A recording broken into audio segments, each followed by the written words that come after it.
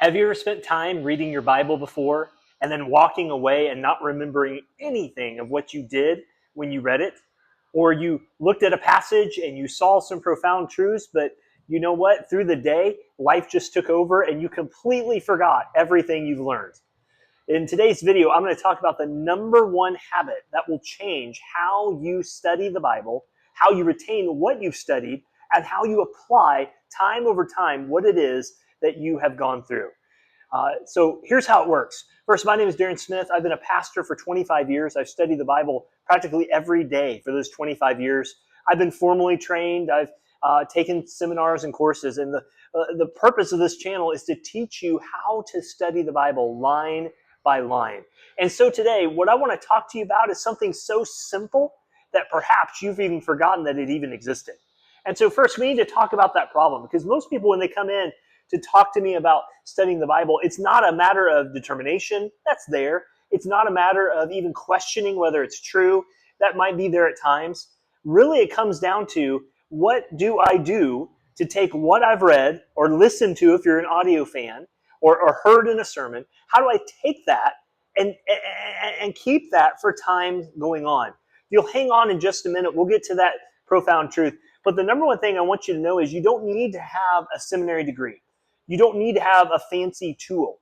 This can be done by anyone, anywhere, anytime, so long as you are willing to put it down.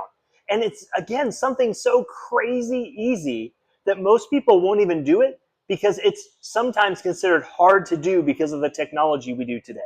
Well, what am I talking about? I am talking about writing down what you learned that day. Write it down. If you want real transformation in your Bible study, you have to write down exactly what it is that you have read. It could be a word. It could be the verse. It could be a thought that you had, an application thought that you had, but you need to write it down. And I would encourage you, a couple things on this. Number one, I would encourage you to get a journal. Get an old school journal. Go to Dollar Tree or Walmart or whatever your local kind of thrifty store is, and buy something cheap and start there.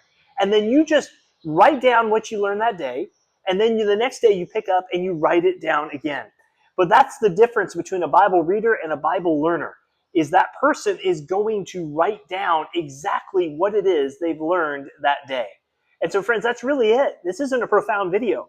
But when you slow down, when you notice what you've missed, when you process what you've read, you will remember it longer, you'll engage your heart deeper, and guess what? Over time, you're going to see a track record of God's faithfulness. One special lady in a church I served as pastor, I won't say her name on here, we'll just call her Pam, but Pam wrote down every single thing I said. That's scary, because James chapter 3, verse 1 tells us that not everyone should presume to be a teacher, because they'll be held to a stricter judgment.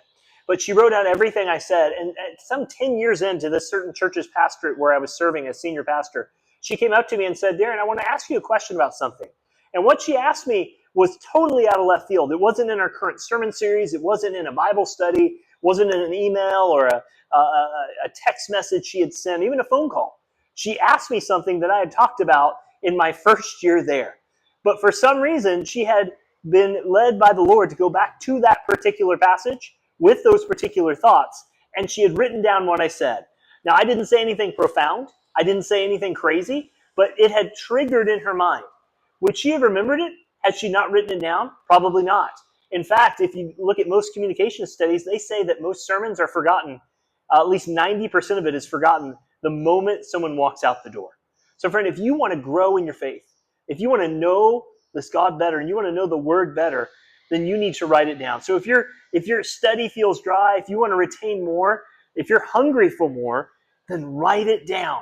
You say, my handwriting's not great, my print is terrible, and I just don't have good retention that way. That's fine. Find something.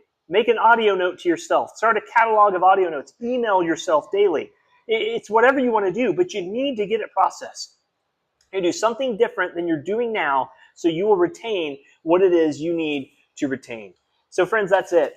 And if you want to know some more Bible study tips, I would encourage you. I've put together 50 of my top tips. And if you just want to drop tips in the comments below, I'd be happy to send you that information completely free of charge. And so we appreciate it. Thank you so much. And we will look forward to some more tips coming back and some more studies coming up. Thank you. And this is the number one thing that changes everything. Write it down. I mean, if God can use human authors to write it down, why would you not want to write it down again? God bless you all. Bye-bye.